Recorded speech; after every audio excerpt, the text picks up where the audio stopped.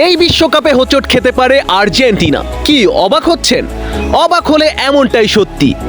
বিশ্বকাপে বেশ কিছু কারণে ভরাডুবি হতে পারে আর্জেন্টিনার।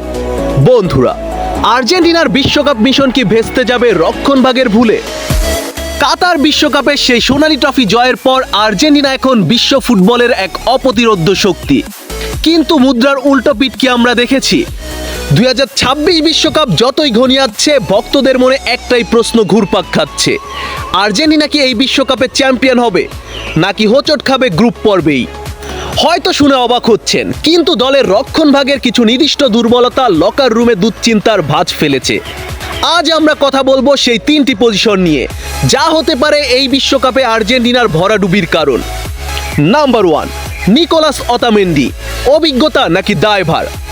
আর্জেন্টিনার রক্ষণভাগের অতন্ত্র প্রহরী বলা হয় নিকোলাস অতামেন্ডিকে। তার অভিজ্ঞতা যেমন আকাশচুম্বী, কিন্তু বয়স তো আর থমকে থাকে না। বর্তমানে অতামেন্ডির সবচেয়ে বড় সমস্যা হয়ে দাঁড়িয়েছে গুরুত্বপূর্ণ সময়ে খেই হারিয়ে ফেলা।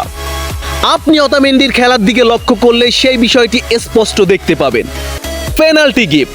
বড় ম্যাচে অপ্রয়োজনীয় ফাউল করে পেনাল্টি উপহার দেওয়ার একটি প্রবণতা দেখা যায় অতামেন্ডির মাঝে। ভুল সিদ্ধান্ত। হাই প্রেসিং গেমে গতির অভাবে অতামেন্ডি প্রায় পজিশন হারিয়ে ফেলেন, যা প্রতিপক্ষ স্ট্রাইকারদের জন্য গোলপোস্ট উন্মুক্ত করে দেয়। নিকোলাস অতামেন্ডির এই দুর্বলতা কি দলের জন্য বোঝা হয়ে দাঁড়াচ্ছে? অতামেন্ডির কোনো যোগ্য বিকল্প কি তৈরি করতে পেরেছে লিওনেল স্কলোনি? এবার আসা যাক রাইট ব্যাক পজিশন অর্থাৎ মন্টিয়েলকে নিয়ে। মন্টিয়েলের সোলো ফুটবল। আর্জেন্টিনার রাইট ব্যাকে আছে গঞ্জালো মন্টিয়েল। মন্টিয়েল যিনি বিশ্বকাপের উইনিং পেনাল্টি নিয়ে নায়ক হয়েছিলেন, কিন্তু বর্তমানে তার পারফরমেন্সের গ্রাফ নিচের দিকে। ম্যাচে তার লক্ষণীয় যে অভাবটা দেখা যায় সেটা তার গতি। মন্টিয়েলের গতির অভাব। আধুনিক ফুটবলে ফুলব্যাকদের হতে হয় বিদ্যুৎ গতি সম্পন্ন, সেখানে গঞ্জালো মন্টিয়েলের সোলো ফুটবল কাউন্টার অ্যাটাকের সময় আর্জেন্টিনাকে বিপদে ফেলে দেয়। Attacking support. রাইট উইং দিয়ে আক্রমণে উঠে গিয়ে আবার দূরত্ব রক্ষণে ফিরে আসার যে সক্ষমতা, সেটা গঞ্জালো মন্টিয়েলের মধ্যে দেখা যায় না। প্রতিপক্ষের দ্রুতগতির উইঙ্গারকে থামাতে তিনি বারবার হিমশিম খাচ্ছেন। এই বিশ্বকাপে এটা হতে পারে আর্জেন্টিনার জন্য একটি উইক পয়েন্ট। এবার আসা যাক লেফট ব্যাক অর্থাৎ নিকোলাস ট্যাগলিফিকোর ধারাবাহিকতা নিয়ে। নিকোলাস ট্যাগলিফিকোর ডিফেন্সে ধারাবাহিকতার অভাব। রক্ষণের বাম পাশ বা লেফট ব্যাক পজিশন নিয়েও দুশ্চিন্তার শেষ নেই। নিকোলাস ট্যাগলিফিকো লড়াকু ফুটবলার ঠিকই, কিন্তু তার ছোট ছোট ভুলগুলো বড় মারাত্মক আকার হয়ে দাঁড়িয়ে যায়। পজিশনিং সমস্যা। মাঝে মধ্যেই তাকে দেখা যায় পজিশনে না থেকে প্রতিপক্ষকে প্রেস দিতে। নিকোলাস ট্যাগলিফিকোর ট্যাকেলিংয়ে আছে যথেষ্ট দুর্বলতা। ট্যাগলিফিকোর ট্যাকেল অনেক সময় হটকারী বা যা কাট খাওয়ার ঝুঁকি বাড়িয়ে দেয়। অতামেন্ডি, মন্টিয়েল এবং নিকোলাস ট্যাগলিফিকো, এই ত্রয়ীর অতিরিক্ত নির্ভরতা কি আর্জেন্টিনার ডিফেন্সকে বা তাসের ঘরের মতো ভেঙে দিতে পারে?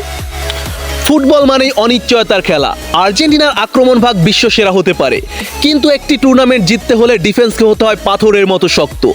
অতামেন্ডির ভুল, মন্টিয়েলের ধীরগতি আর ট্যাগলিফিকোর মিস্টেক যদি সময় মতো শুধরে নেওয়া না যায়, তবে এই বিশ্বকাপে আর্জেন্টিনার ভরাডুবি অপেক্ষা করছে। আপনার কি মনে হয়, আর্জেন্টিনা কি পারবে রক্ষণভাগ নিয়ে শিরোপা ধরে রাখতে, নাকি নতুন কাউকে সুযোগ দেওয়ার সময় এসেছে? কমেন্টে আপনার মতামত জানিয়ে দিন। আমার তো মনে হয় এই বিশ্বকাপে নিকোলাস অতামেন্ডি, নিকোলাস ট্যাগলিফিকো এবং গঞ্জালো মন্টিয়েলের জন্য ভুগতে পারে টিম আর্জেন্টিনা। তবু আর্জেন্টিনার জন্য শুভকামনা রইল। Best of luck team Argentina. Back to back তোমাদের চ্যাম্পিয়ন হতে দেখতে চাই। Vamos Argentina. বন্ধুরা, আর্জেন্টিনা ফুটবল রিলেটেড নিত্য নতুন সকল আপডেট পেতে আমার চ্যানেলটি সাবস্ক্রাইব করে পাশে থাকুন। ধন্যবাদ।